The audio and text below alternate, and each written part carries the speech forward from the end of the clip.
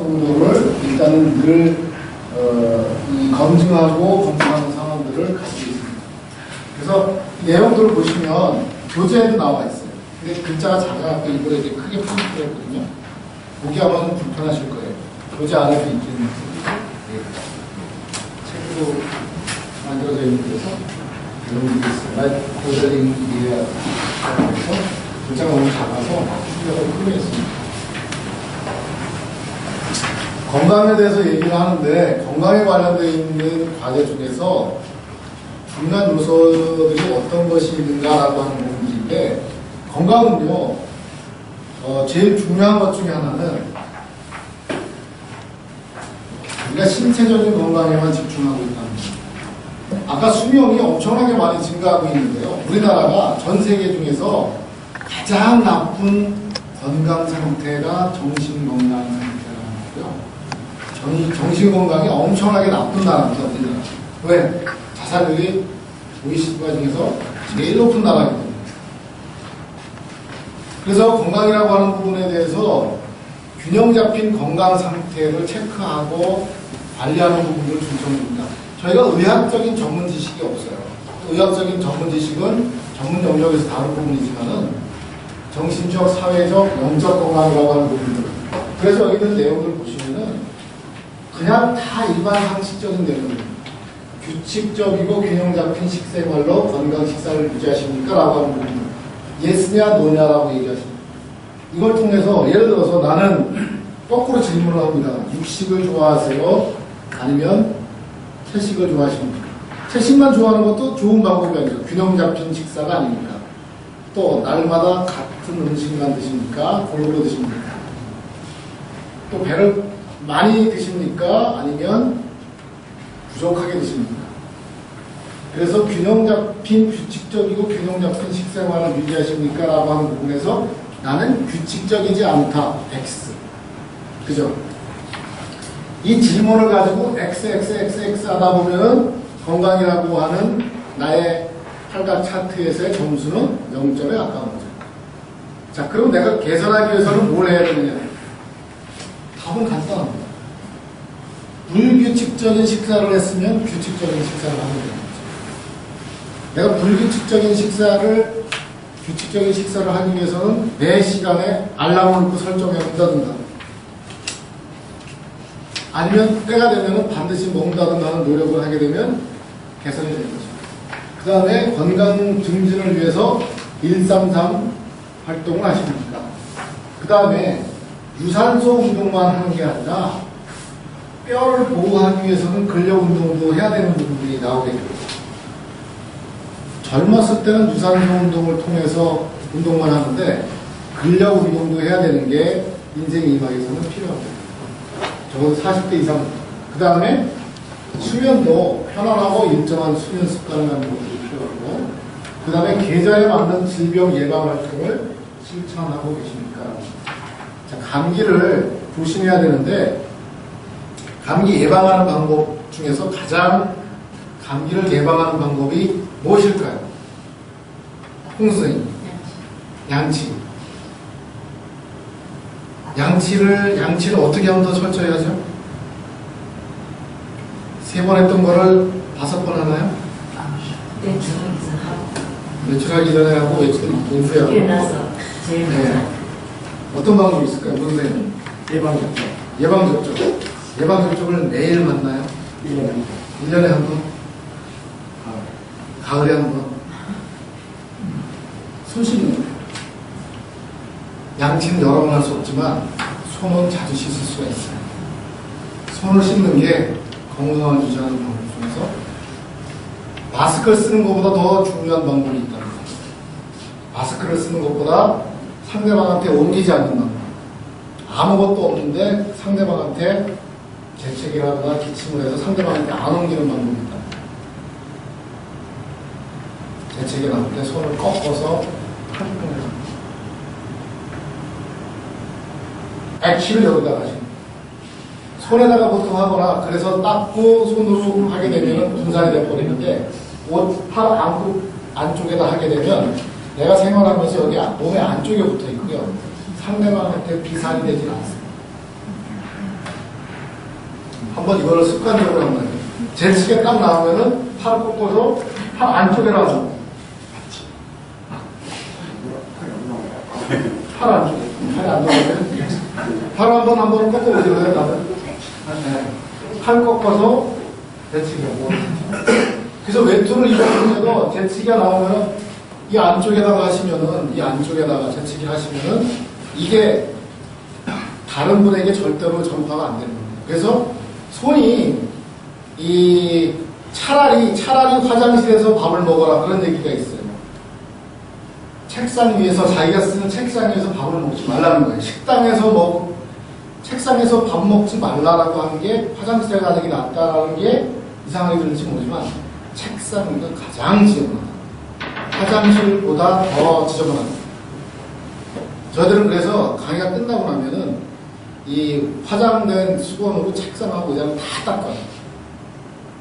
여러분들이 만나고 했기 때문에. 그리고 악수하고 나시면은 헤어질 때 반드시 화장실에 들려서 손을 씻고 가시면 감기에 걸리지 않습니다. 감기 걸리는 확률이 떨어집니다. 제가 2014년 동안에 감기에 한 번도 안 걸려서 병원에 한 번도 안 갔습니다. 딱 한 번 병원에 갔는데 스케일링 하러 갔습니다. 2013년도에도 병원에 한 번도 안 갔습니다. 그때는 스케일링도 안 했습니다. 병원에 한 번도 안 갔습니다.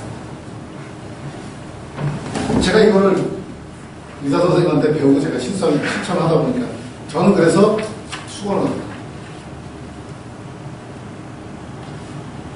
손을 자주 씻으니까 손을 씻고 비누칠을 하고 그리고 휴지를 못 찾는 경우가 있지 않습니까? 그럴 때가 되면 옷 겉으로 닦게 되면 결국엔 이게 또 다시 다 지저분해지는 거 아니겠습니까? 네.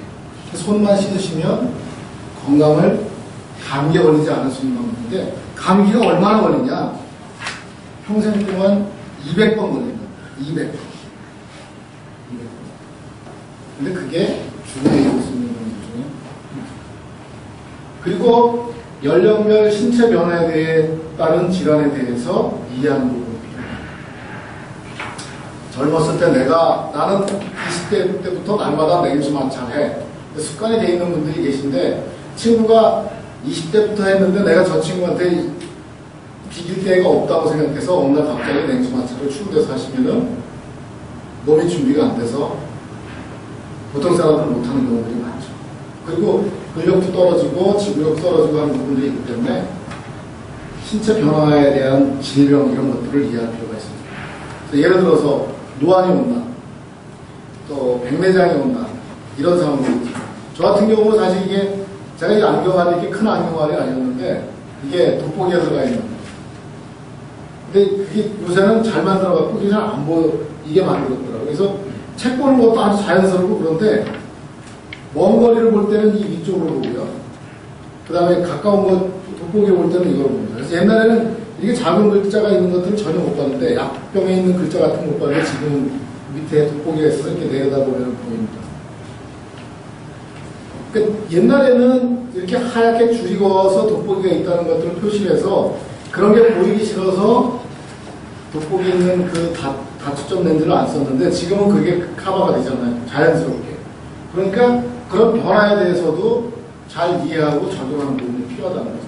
그 다음에 정기적인 건강검진을 받는 부분도 필요하고 의사의 지도에 따라서 실천하는 부분도 필요합니다. 그 다음에 중요한 것 중에 하나가 이제는 건강에 대해서 상시적으로 문의하고 상담할 전문가들을 두실 필요가 있습니다. 의사가 많아졌잖아요.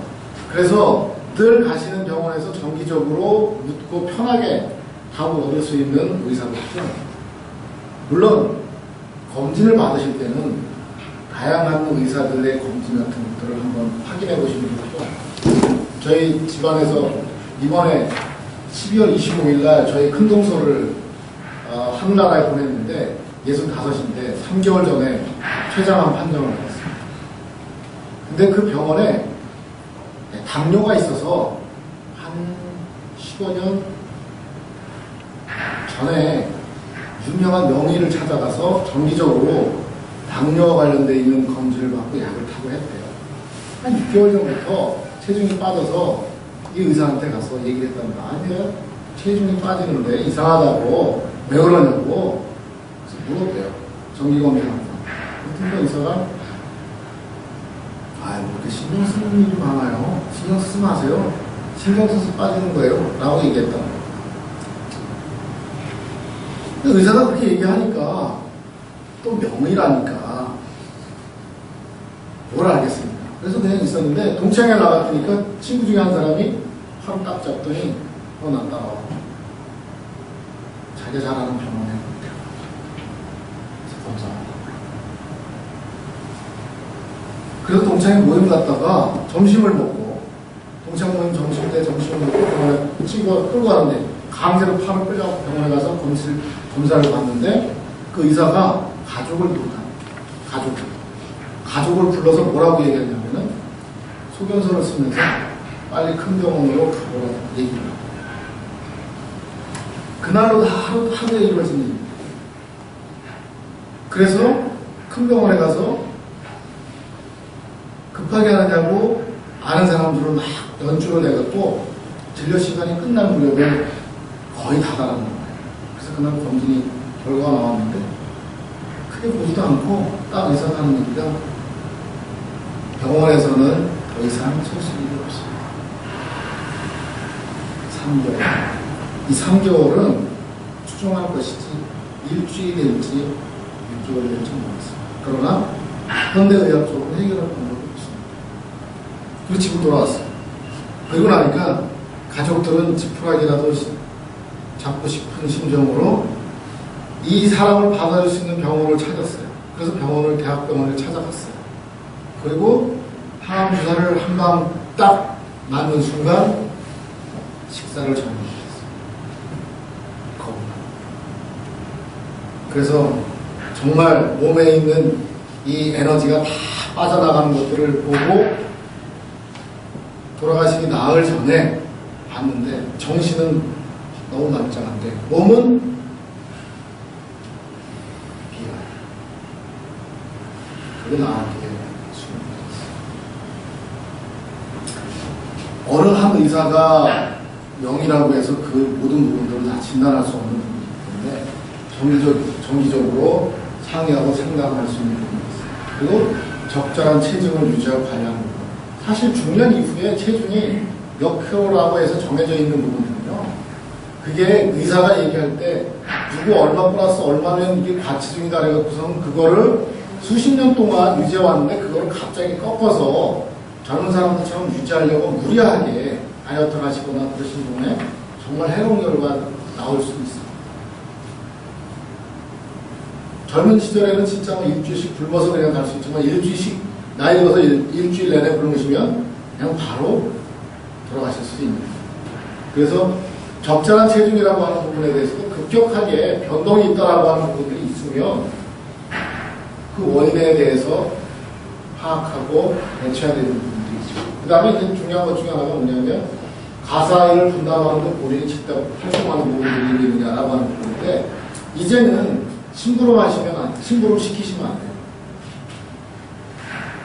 옛날에 심부름 하셨다면 이제는 자청해서 분리수거도 하고 쓰레기도 버리고 음식물도 갖다 버리고 하는 일들을 해서 자꾸 움직이는 활동들을 계속 하셔야 됩니다. 안 쓰시는 대로 굳어지기 때문에. 그 다음에 건강에 이롭지 않은 기호식품을 절제하고 관리하십니까라고 하는 부분인데요. 저는요, 여러분들도 한번 그런 생각을 한번 해보실 필요가 있어요. 우리나라가 언제부터 커피를 마십니까? 심지어는 뭐라고 얘기하냐면 커피 회사들이 돈을 많이 버니까 의학자들을 대상으로 해서 커피가 몸에 좋은 이유만을 조사해라 라고 얘기를 한다는 겁니다. 조사를 할 때 제가 돈을 받았어요. 돈을 많이 받고 조사를 하는데 시니어들이 이 세상에 나쁜 이유를 대라 그러면은 그거 못하겠습니까? 커피가 좋은 이유만을 대서 커피는 뭐 정신을 맑게 해주고 그 다음에 뭐 자극이 되고 이런 얘기들을 많이 얘기하기도 하는데 그런 것들이 결국은 앞으로의 기호식품이라고 하거나 하는 것들이 어떤 특정에서 오랫동안 해올 수도 있기 때문에 여기에서 말하는 기호식품 절제가 관리하는 부분에 대해서 나는 무엇을 좋아해라고 해서 오랫동안 그 말을 집중적으로 좋아하시고 하는 것들은 별로 좋지 않다. 라고 하는 얘기입니다. 그 다음에 건강보조식품은 누가 뭘 먹었으니까 좋았다라고 하는 얘기들 많잖아요. 밴드 보면 엄청나게 많은데 이런 것들도 제가 생각하기에는 조심해야 될 부분이지만 그 다음에 검증되지 않은 치료법에 대해서 거부하거나 제어하라라고 하는 부분. 숫자가 여기 하나 빠져갖고 이게 20인데 여기 빠져있는 것 같습니다. 무슨 얘기냐면 지금 현재 중년 이후에는 건강이 중요하다고 해갖고 검증되지 않은 정보들이 너무 많아요. 제가 지금 밴드에 뭐 11개가 가입되어 있는데 보면 많은 내용들이 가끔 이렇게 이제 뭐 기다리거나 뭐 할 때마다 짬짬이 보게 되면 뭐 건강에 좋다는 내용들이 그렇게 많은데 물론 귀담아 보지도 않지만 내가 만약에 어떤 특정하게 어디가 안 좋은 상태에서 본다면은 현혹될 수밖에 없는 내용들이 많은데요. 검증되는 게 있습니까? 제가 생각하기엔 지금 현재 검증되어 있는 식품이 하나 있습니다. 저 바깥에 우리 그 이진혜 팀장이 갖다 놓은 것 중에 하나입니다. 이진혜 팀장이 제가 처음 보니까 현명해요. 제가 나중에 좀 우리 아들 녀석이 나이가 좀 있으면은 여름에 삼았으면 좋겠다는 생각이 있는데 1000년 동안 검증되어 있는 게 있어요. 항상. 고려 시대 때부터 지금까지 먹으면서 문제가 없잖아요. 그건 검증됐다고 얘기할 수 있어요. 근데 들어온 지 1년밖에 안 된 게 80년도 경험하지 못한 건데 그게 몸이 좋아서 100세를 산다는 경험을 어떻게 얘기할 수가 있어요? 그거는 없는 얘기거든요. 그래서 검증되지 않은 부분들 이런 것들이 정말 유혹당하지 않는 부분이 꼭 필요합니다. 그 다음에 분노나 우울 같은 것에서부터 자유로운 부분인데 정신적인 건강에 관련된 사람들. 나중에 보면 퇴직하고 나면 6단계에 걸쳐서 심리 변화가 옵니다. 그것을 잘 이해하시면 주변에서 퇴직하고 나서 이상해진 사람들은 어떤 단계에 있는지 알게 돼요. 자, 어떤 단계에 있을까요? 6단계가 있는데. 퇴직하고 나서 겪는 심리적인 단계. 무기력감. 가족과의 관계. 가족과의 관계. 좀 경제적인 어려움. 제가 이제 말씀을 드리자면 6단계는 뭐냐면 맨 처음에는 예비 단계예요. 내가 은퇴를 하게 되면 어떻게 될까라고 하는 부분입니다. 한쪽에서는 내가 나이가 됐으니까 또 회사에서 이렇게 다 뭐 이렇게 퇴직하는 분위기니까 나도 나가야지. 그래서 그런 어떤 예비 단계를 거치고 수용하고 거부하기도 합니다. 아니 나는 예외 아니야? 야 우리 부서는 지금 사람이 부족한데 나까지 빼면 좀 곤란할 텐데 인사부한테 한번 얘기 좀 해봐. 거부도 하고. 그래서 예비 단계로 그러면은 야 내가 퇴직하고 나면 결국에는 나가게 되는데 어떻게 지내야 될까 뭐 이런 것들을 고민하고 부정하고 또 받아들이고 하는 그런 과정을 봤습니다. 그 다음에 딱 퇴직을 하고 나면 밀월 단계에 들어갑니다. 밀월 단계 중에서 에이 기왕에 일단 그만두게 됐으니까 나 좀 잠 좀 늘어지게 한번 좀 자보고 운동도 좀 해보고 또 고향집에 가서 또 우리 조상님 묘도 좀 한번 벌쳐도 좀 하고 또 친구들 좀 한번 만나보고 친척도 만나보고 또 내가 하고 싶은 또 뉴욕 가서 또 뭐 뮤지컬도 하나 보고 그러면서 지내는 인생에 있어서 가장 두 번째로 행복한 밀월 기간은 뭐예요? 첫 번째 밀월 기간은 신혼여행, 두 번째 밀월 기간은 퇴직하고 나서. 밀월 기간이 길면은 3년, 짧으면 일주일.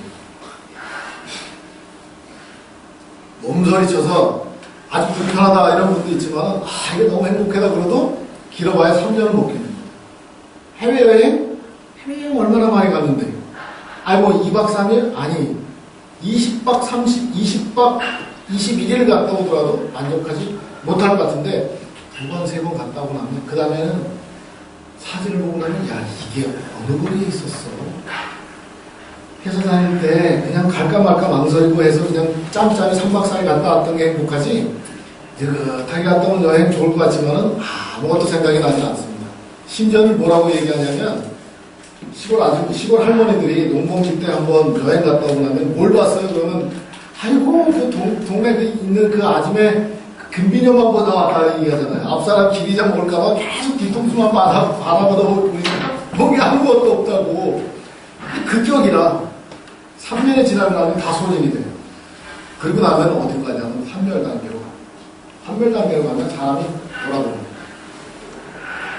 폭발. 세모녀 살인사건에 있는 부분 중에 하나가 이 환멸 단계에서 나중에 이 정신적인 건강 관련된 있는 부분, 은퇴 관련된 인식 과정에서도 이걸 배우게 되는데 여기가 조절을 할 수 있다? 못합니다. 이성이 있다? 없습니다. 이성이. 뉴스에 나옵니다. 사람하고 개가 나타납니다. 사람하고 개가 나타나면 주제가 두 명이면 어떤 게 나오겠습니까? 개가 사람을 물었다? 아니죠. 사람이 개를 물었다. 그런 뉴스가 나옵니다. 실제로 있었던 일본의 얘기입니다. 개가 사람을 물었는데 경찰이 오도록 물고 있던 이빨을 풀지를 않았습니다. TV 카메라에 잡혔어요. 그분이 평상시에 그랬다고요? 온순했습니다. 예의 바르고 착한 사람이었습니다. 여러분이 봤던 주변에서 그 사람이 도저히 생각하지 못할 정도의 행동입니다. 왜? 그만큼 준비가 안 돼 있다는 거죠. 퇴직이라고 하는 충격이 얼마나 크냐면 우리가 보통 매운 감정을 가지고 뭐 청양고추보다 뭐 20배 매운 게 있다라고 얘기하지 않습니까? 그러면 슬픔의 강도는 얼마만큼 하느냐? 현대인들한테 이 슬픔은 배우자의 사망만큼 합니다. 그 크기는 감당할 수 없는 가장 큰 크기인 배우자의 사망 크기만큼 퇴직이 가까운 충격이 크다. 이걸 다 안에다 갖고 있는 거예요. 다 안에다. 이 가슴에서 표현하지 못하지만은 그 썩고 문드러지고 이 그 답답하고 한 것들이 그 안에 꽉 뭉쳐져 있는데 아내가 죽으면은 산소에 가서 물기라도 하죠. 근데 그거를 다 가슴에다 품고 있는데 그게 얼마나 아프십니까? 내가 어떻게 지금 이 세상을 살고 이 일을 해왔는데 그 환멸 단계를 거쳐서 재정립 단계, 안정 단계, 그리고 정리 단계로 넘어갑니다. 누구도 그걸 치유해주거나 관심 가져주거나 해결해주려고 하지 않습니다. 건강 중에서 분노나 우울에서 벗어나서 자유로운 상태에 있느냐라고 하는 분들은 바로 앞으로요, 제가 생각하기에는 지금보다 더 심각하고 더 대단한 뉴스들이 더 많이 나올 거예요. 제가 오늘 아침에 뵌 선생님 중에서 한 분은 뉴스를 안 본다고 했어요. 뉴스 보지 마세요. 볼 수 없는 뉴스들이 더 많이 나올 수밖에 없습니다. 일본에서요, 고령화가 되면서, 인구 고령화가 되면서 늘어나는 게 뭐냐면, 노인 범죄가 늘어나는데요. 노인의 범죄가 노인이 저질렀을 뿐이지, 젊은 애들이 벌였던 범죄의 종류나 내용하고 전혀 구별이 없는데, 숫자만 급증합니다. 어떤 종류의 범죄든지 다 똑같은데 나이가 많으면 늘어나면서부터 급증하게 돼요. 노인 범죄가 엄청나게 급증하게 되는 이유 중에 하나가 바로 환멸 단계, 극복 단계에 있지 않아서입니다. 사회적으로도 누구도 인정해주지 않고 누구도 치료해주지 않고 혼자서 그것을 감내해야 돼요. 제가 생각해도 막 가슴이 막 답답해요. 자기 아내한테도 얘기 못하고 자기 자식들한테도 친구한테도 얘기 못하면서 다 안고 있기 때문에 숨차고 답답한 부분은 바로 여기 있어요. 이것들을 나 스스로가 극복해 나갈 수 있도록 스스로가 만들어내지 않으면 안 되는 것이고, 그런 것들이 치유돼서 다시 새로운 사회 구성원으로서 자리를 잡을 수 있도록 이끌어가는 부분들이 같이 관심을 끌고 나가야 되는 겁니다. 또 하나가 이제 새로운 사회 접하거나 새로운 것에 대해서 부담이 없습니까? 라고 하는 부분인데, 선생님들은 이렇게 낯선 곳에 와서 낯선 분들하고 낯선 주제에 관해서 얘기를 들을 수 있는 상황이라면 상당히 용기가 있으신 분들인데 이거 익숙하지 않으신 분들 많아요.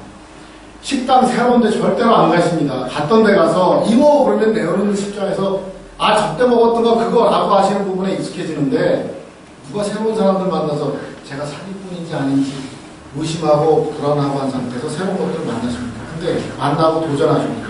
왜? 젊어서는 만나고 도전하는 것들로 일관되어 있었는데 그게 멈추는 순간 모든 활동들이 중단이 됩니다.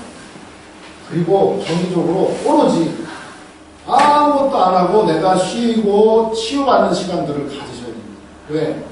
이미 너무 치유받지 못하고 너무 경쟁이나 너무 갈등이나 너무 집중돼서 힘들고 지냈던 시간들이 있었기 때문에 정말 아무것도 하지 않고 TV도 틀어놓지 않고 음악도 듣지 않고 그냥 그야말로 완전히 자유롭게 있는 상태에서 스스로를 치유하는 부분입니다. 이런 것들이 이제 건강에 대해서 다뤄질 주제입니다. 다음의 주제입니다. 경제에서는요, 돈 버는 내용들은 전혀 없습니다. 앞으로 돈 벌 가능성은 저희도 모릅니다. 그런데 지킬 수 있는 부분들, 그리고 지금 현 상태를 파악하는 부분에 집중합니다. 무슨 얘기냐면, 어떤 분은 돈이 100억이 있는데 점심을 굶습니다. 돈을 아끼는. 우리는 합당하지 않다고 생각합니다. 돈이 없는데 세계 일주를 2번 하겠다는 계획을 세웁니다. 허망하죠. 그 기준은 뭡니까? 내가 지금 얼마가 있는지를 첫 번째는 내 돈을 가지고 내 생활을 쪼개서 내 생활을 얼마만큼 쓰는지를 알아야 되는데 20년 쓴 가계부를 날마다 쓰시는 분한테 여쭤봤습니다. 20년 동안 가계부를 쓰셨는데 지금 현재 자산이 얼마십니까? 계산 못합니다. 해본 적이 없어요. 돈은 좋아하는데요. 내 돈이 얼마인지 몰라요. 선물은 싫다. 상품권도 싫다. 신사임당만 달라고 얘기하면서도 돈이 그렇게 중요한데도 불구하고 자기 돈이 지금 현재가로 얼마인지를 몰라요. 다 긍정적으로 생각해요. 제 아파트가 12억짜리가 올라갔었던 맨 꼭대기 올라갔던 12억만 생각하고 있는데 팔면은 5억밖에 안 줄지도 모르고 아니면 그 밑에 4억을 줄지도 모르는데 나는 내가 12억 있다고 뻥치고 있는 거예요. 돈 좋아서 늘리는 것만 좋아하는데 내가 얼마나 있는데 얼마큼 늘리고 싶은데요. 내가 100만 원인데 200만 원을 늘리고 싶습니까? 아니면 200만 원이 300만 원이 되고 싶습니까? 모르는데 정기적으로 지출되는 생활비에 대해서 파악을 하는 겁니다. 그 다음에 보유한 자산의 현재 가치를 정기적으로 계산합니다. 아니 똑똑하다고 하는 사람들이 돈 계산은 내 주머니에서 나가는 계산을 하면서 내가 돈 거스름 돈을 정확하게 계산하면서 내 집에 있는 재산이 얼마인지를 모르면서 로또만 당첨되기를 원한다면은 이거는 앞으로 소득이 앞으로 어떻게 내 생활을 보장해 줄지 모르는 상태에서 너무나 무지한 상태. 경제에 대한 관념들은 그겁니다. 연금을 들어서 뻥튀기 하라는 얘기가 아니라요. 지금 있는 것부터 한번 파악을 해보라는 거죠. 경제 시간에 사실은 이게 두 번째 시간에 있어서 첫 번째 시간에 과제를 나눠주고 이 과제를 써갖고 와야 되는 과정입니다. 선생님들 앞으로 진행하실 때 경제 과정이 있으시면요. 이거를 나중에 오늘 시트가 있는데 그걸 가지고 나눠주고 써서 그 값을 가지고 예상하는 거예요. 내가 있는 돈이 100억이면 점심을 아끼냐 굶지 말아야죠. 그렇잖아요. 돈 아끼느냐고 굶어서는 안 될 거 아닙니까? 없는데 세계 일주를 2번 뽑는다? 실현이 되겠습니까? 그런 것들이 바로 그 다음에 가계 총자산의 건전성에 관련되어 있는 부분인데 우리가 신용카드를 쓰면 이게 부채가 아니고로 생각해요. 할부 끊는 것들 그거 나눠서 내면은 남이 내주는 것처럼 착각해요. 이자를 그렇게 비싼 이자를 내면서 사는 것에 대해서 제가 하나 여쭤볼게요. 3개 국이 다른 의사결정을 하는 부분이 있습니다. 뭐냐면 자동차를 살 때입니다. 문 선생님 아드님이 자동차를 사려고 하는데 500만 원밖에 많이 없어요. 그러면 문 선생님은 어떻게 자동차를 어떤 자동차를 원하십니까? 모닝을 원하십니까? 소나타를 원하십니까? 아니면 그랜저를 원하십니까? 아드님은 과장님이시죠. 모닝. 네. 모닝을 추천하십니까? 네. 그러면 500만 원을 가지고 계약금을 걸고 보험료를 내고 그 다음에 남은 돈을 불입을 하고 전체 남은 걸 가지고 할부를 사시겠죠. 네. 네. 몇 개월로 나누시겠어요? 36개월. 36개월. 전형적인 한국 아파트입니다. 홍 선생님이 어떻게 하시겠습니까? 예, 아들이 500만 원인데 어머니 나 차 살라고 그러는데 이렇게 얘기하면 어떻게 권하시겠습니까? 계획서를 갖고 와봐라.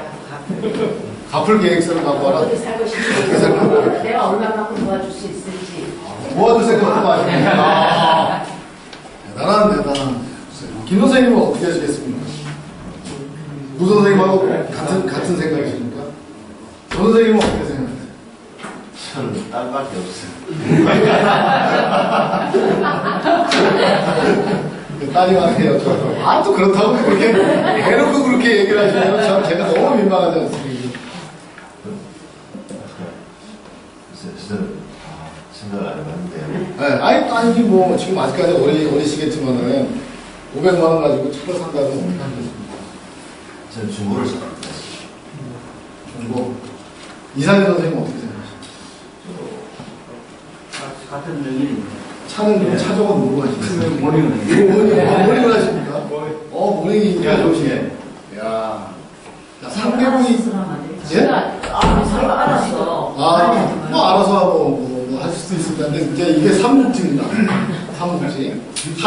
예? 리스를 어떻게? 리스를 리스를. 리스하고 팔만 쓰고. 네. 뭐 그게 다 비슷합니다. 조 선생님만 좀 다릅니다. 그죠?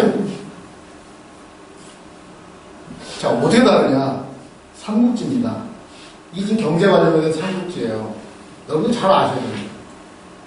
자, 일본에서는 자동차를 산다면 기뽕새를 갈깁니다. 너 미쳤니? 대중교통 타갑니다. 네가 무슨 앞으로 기름값을 감당하고 세금을 감당하고 하는 분들.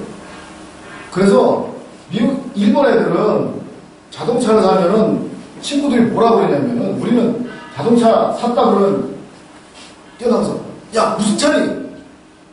야 한번 시승해라. 언제 샀어? 그렇게 얘기하잖아. 일본 애들 나가면서 나가서 하고 야 너 미쳤니?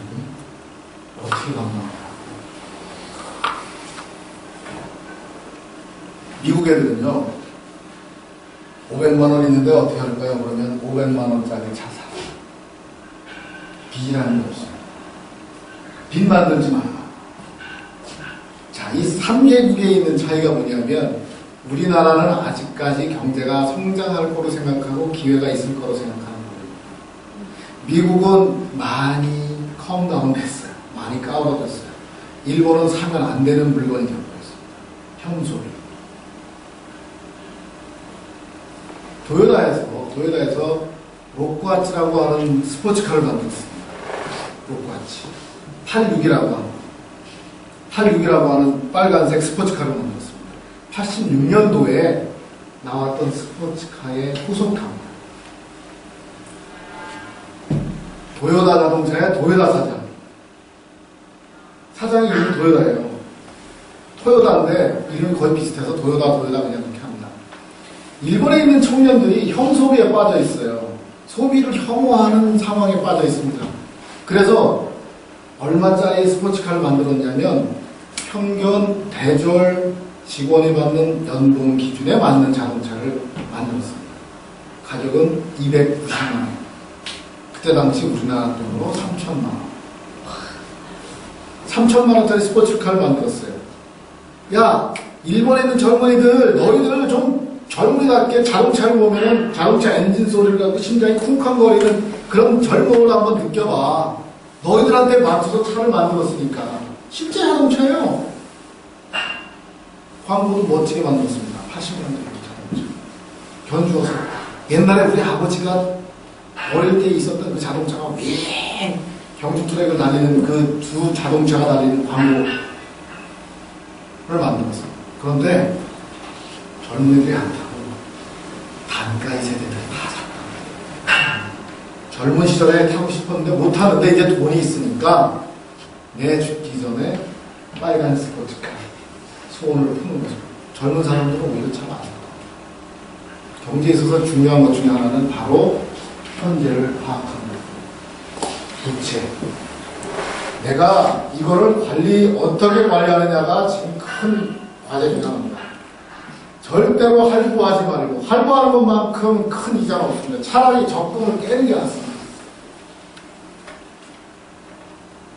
대출이요. 대출은 극약입니다. 그리고 절세하는 방법들.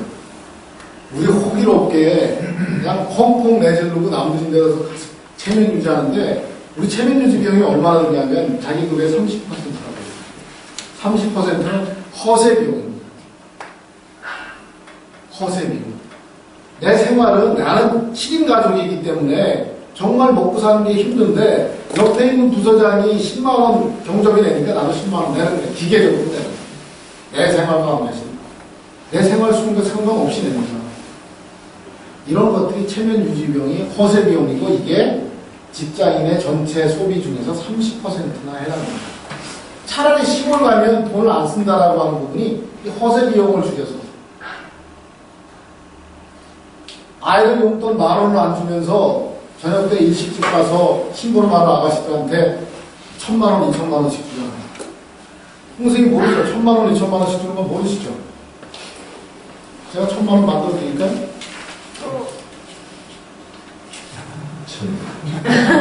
이게 1,000만원입니다.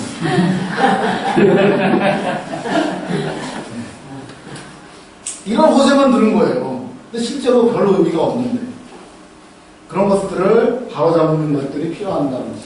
그 다음에 금융거래에 관련되어 있는 전문가들을 알고 그 사람들하고 교분할 필요가 있습니다. 아까 말씀드린 대로 의사처럼 금융에 관련돼서도 전문적으로 얘기해 줄 사람이 필요해요.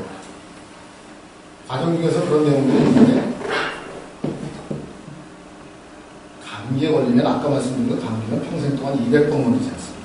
200번 걸리는 감기에 대해서는 감기는 죽는 소리 다 하잖아요. 콧물이 어제 7시 반부터 내렸고 8시에 콘텐츠병을 먹었는데 머리가 지끈지끈해서 체온을 재보니까 8시 반에 38도를 막 넘어섰고, 그래서 감기약 또 쌍화탕 먹었는데 안 내리고 시골고 얘기하는데, 여러분들은 금융 전문가들한테 만나서 얼마만큼 여러분들의 현재 상황을 자세하게 얘기합니다.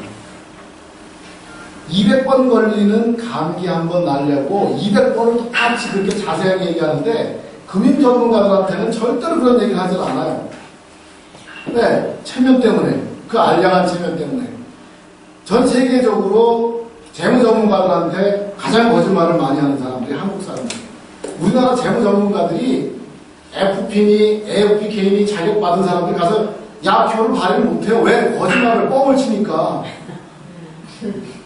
의사한테 가서 감기 걸렸으면 콧물 난다고 얘기하는데 의사 앞에 가서 콧물 안 난다고 얘기를 안 하는 거예요. 그러면 콧물 나는데 약을 처방을 못할 거 아닙니까? 이 금융 전문가에 대해서 상의하고 있다라고 하는 부분이 엄청나게 중요합니다. 그 다음에 또 하나가 운영성과 보고서라는 것들을 매월 보내줍니다. 또는 분기마다 보내줍니다. 또는 반기마다 보내줍니다. 오자마자 쓰레기통. 보내지 말아주세요. 아직 몰라서. 어쩌하게 할지 몰라요. 그런데 이게 맹점이 있어요. 다른 것도 아니고 돈인데. 제일 중요하다는 돈인데. 자다가도 벌쩍 일어나는 게 돈인데. 돈을 그렇게 버리시는 거예요. 그리고 나서 나중에 뭐라고 얘기하냐면, 아유, 내가 금을 샀는데 최고댁에 내가, 그때 못 팔고 말이야. 지금 갖고 있었는데 그 나쁜 직원이 말이야. 아직까지 쥐고 있다고. 내가 삼성전자를 내가 50만원대 사자 그랬는데 그때 안 사갖고 100만원 넘어가니까 사자 그랬더니, 그래서 120만원대 안 팔고 지금 갖고 있어갖고 내가 지금 얼마나 손해 봤느냐. 이렇게 얘기합니다. 제일 중요한 돈인데. 돈이 그렇게 중요한데. 그래서 마음을 전하는 것도 싫고 돈 달라고 얘기해요. 우리나라에 돈밖에 없지 않습니까? 정이 사라졌지 않습니까? 선물이라고 하는 정서가 매만하지 않습니까? 그래서 전 세계에서 가장 자살률이 높은 나라 아닙니까? 정서적으로 너무 매만났어요. 내 선물이라고 하는 건 마음을 전달하는데 어떻게 돈으로 마음을 전달합니까? 돈으로 사는 거죠. 우리 옛날에 생일 선물할 때 선물가게에서나 뭐라, 너는 이 책이 좋을 것 같아, 너는 이게 좋을 것 같아, 뜨개질을 해주고 마음 담냐, 그거 고맙게 받았어요. 근데 지금 같으면은 뜨개질 해갖고 있으면은 에이 이거 10,000원짜리 돈 줘, 이런 정서가 될 것 같아요. 경제에서도 마찬가지입니다. 우리가 그렇게 중요하다고 생각하는 부분이 그렇게 가볍게 또 하나는 전문가 아니면 모르잖아요. 배우셔야 돼요. 배우세요. 배우셔야 된다니까요. 왜 한 그릇 배우시면서 왜 돈 좋아하면서 왜 돈 안 배워요? 왜 다른 거 다 배웠으면서 왜 돈에 대해서 배운다고 왜 모른다고 얘기하세요? 아니 영어도 배우고 왜 은퇴 관련돼서 책임재설계를 배우신다면서 왜 경제를 안 배우세요? 그거는 사람이 알고 있지 않은 신의 영역인가요? 아니에요. 사람의 영역이에요. 배우셔야 된다니까요. 돈이 중요하기 때문에 배우셔야 된다니까요. 가장 먼저 배우셔야 된다는 게 돈에 대해서 배우셔야 돼요. 자, 그러면은 제가 말씀 한번 드릴게요. 그럼 1kg에 얼마예요? 그럼 1g에 얼마입니까?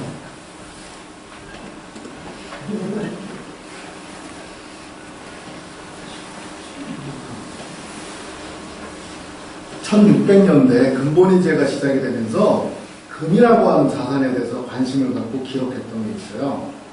자, 우리가 제일 무서운 것들 중에 하나가 돈의 가치가 떨어지는 걸 두려워해요.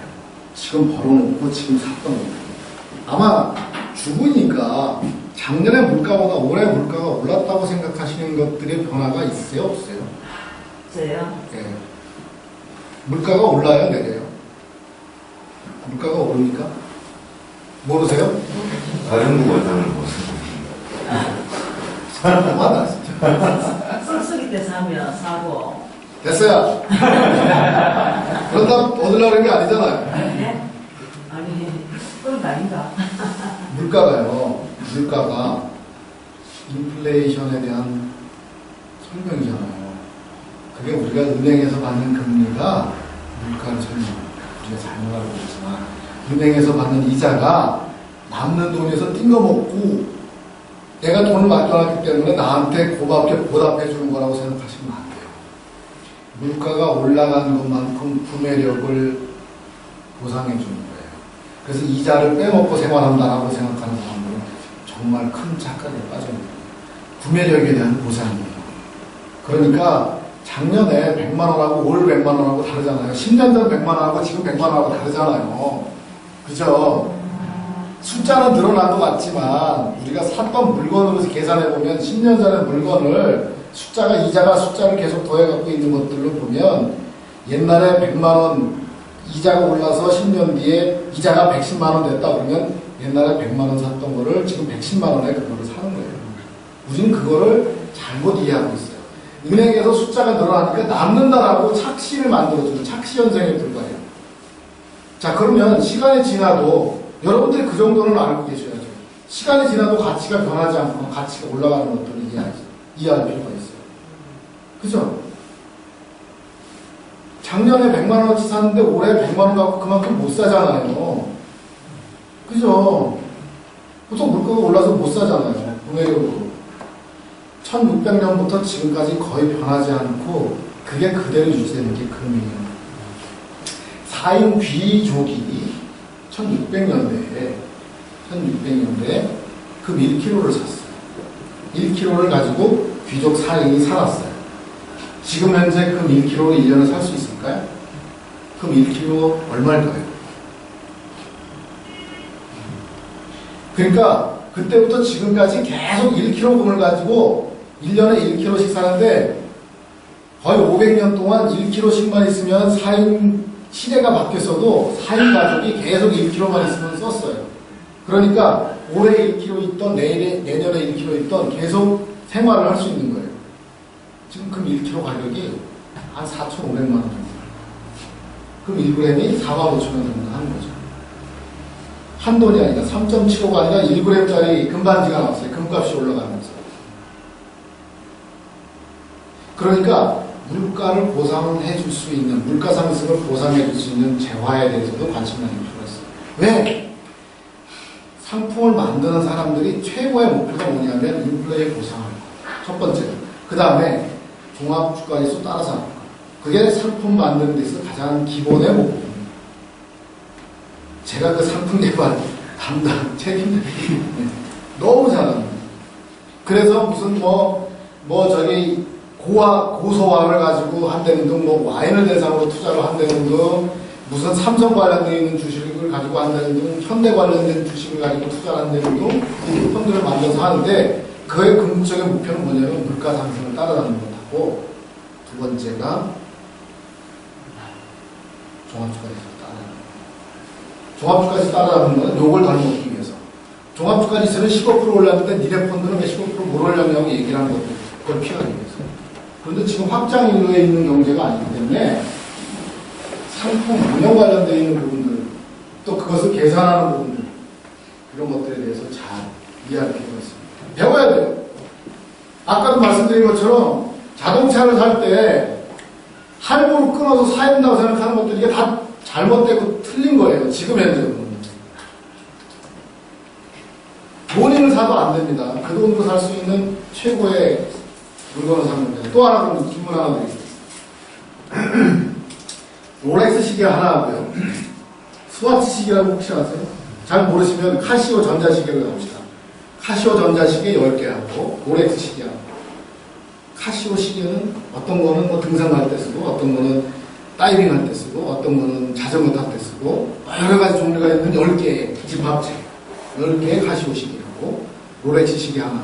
자, 어떤 거를 사라고 가르쳐 드리겠습니다. 자제분들. 어떤 시계를 사야 될까요? 경제를 가르쳐 준다. 경제적인 관점에서. 롤렉스 시계. 롤렉스 시계.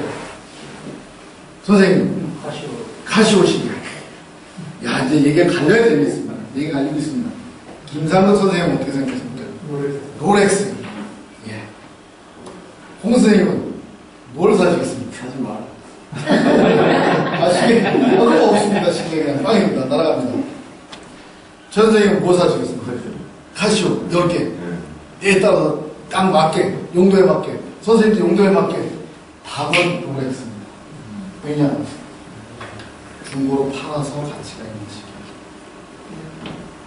하나를 사서 롤렉스는 팔을 때 3분의 1 가격도 받을 수 있습니다. 그러나 카시오 시계는 제로입니다. 자산가치만 말씀하신 거지. 가치에 대해서 말씀하시죠. 예. 경제에서. 이게 제가 경제라고 하는 그런 관념들이 필요합니다. 그 경제하고 표현 가치하고는 차이가 있겠네요. 그럼요, 많죠. 아까 말씀하신 그 함유와 소유 예. 개념하고도 조금 틀린 거. 그리고 또 하나 이제, 그러면 아내한테 꽃을 선물해야 될까요? 아니면 금반지를 선물해야 될까요? 생일날. 경제로서 경제로 하면 그거 말이죠. 맞습니다. 이제 공부가 되기 시작합니다. 이제 공부가 되기 시작한 겁니다. 이제 막 모른다고 얘기하시는데 이제 알게 되는 겁니다. 왜냐하면 재화가 여기 안에서 돌잖아요. 그죠? 그리고 꽃은요, 쓰레기가 됩니다. 수거비용이 들어요. 감정적인 거 뺀 겁니다. 경제에 있어서입니다. 근데 금은 가족 내에서 서로 생일날마다 금을 주고받고 했어요. 그러면 금이 계속 사라지니까 계속 남아있죠. 쌓여서 커가는 거죠. 유대인들이 갖고 있는 경제가 유대인들이 그걸 가지고 나라를 샀습니다. 우리가 경제라고 하는 측면에서 실생활 중에서 우리가 판단할 때 효용성이라고 하는 부분은 아까 말씀했지만 효용성이라고 하는 부분만을 가지고 있을 거냐, 우리는 어느 쪽에만 신경을 썼느냐, 양쪽에 있는 시각을 가지고 나는 이걸 어떻게 판단할 것인가 하는 거죠. 두 개의 창을 가지고, 두 개의 창과 방패를 가지고 보는 것하고 하나의 창만 가지고 바라보는 시각들, 이런 것들은 조금 지양할 필요가 있다는 거죠. 바로 세계 재설계하는 부분에 있어서는 그 이전에는 내가 생각하는 그 가치만을 볼 것이지만은 이후에는 시각을 달리하는 부분도 필요합니다. 그리고 자녀에 관련되어 있는 부분이 또 나오는데, 자녀 관련된 지원이라든가 이런 부분에 대해서도 한번 심각하게 고려될 필요가 있습니다. 국민연금에 대한 돌입시기, 수령시기, 수령금액에 대해서 그냥 준다. 내가 매달 며칠 날 언제 통장에 들어오는지 알고 계십니까? 내 돈인데? 내 돈인데? 선생님이 받으시니까 아시죠? 문 선생님이 매달 며칠 날 받으시는지 수령 예정시기 알고 계십니까? 안 계시는 것 같아요. 예. 근데 그거를 얼마가 나오는지를 정확하게 알고 계시고, 그러면 연금증 카드를 신청하셨습니까? 또 미리 받는 방법이 있습니다. 미리 받지 말아야 됩니다. 왜 미리 받지 않느냐? 1년 먼저 받는데 6%씩 감액합니다. 5번, 5년 먼저 받을 수 있습니다. 그래서 전체 수령액의 70%까지 감액이 되는데도 불구하고 조기 수령하시는 분들이 계세요. 얼마나 되느냐? 지금 현재 국민연금 수령자들이 300만 명인데 그 중에서 10%에 해당되는 30만 명이 조기 수령합니다. 지연 수령하면 이자가 붙습니다. 그러니까 내가 받기로 예정했던 보다 내가 받을 필요가 없다. 늦게 받으면 더 많이 받으십니다. 내가 더 오래 살 것 같으면 조금 늦게 받으면서 끝까지 받으시면 더 많이 받으시는 거죠. 물론 고갈되지 않는다는 가정. 그런데 100세까지 사시잖아요. 잘 계산해보세요.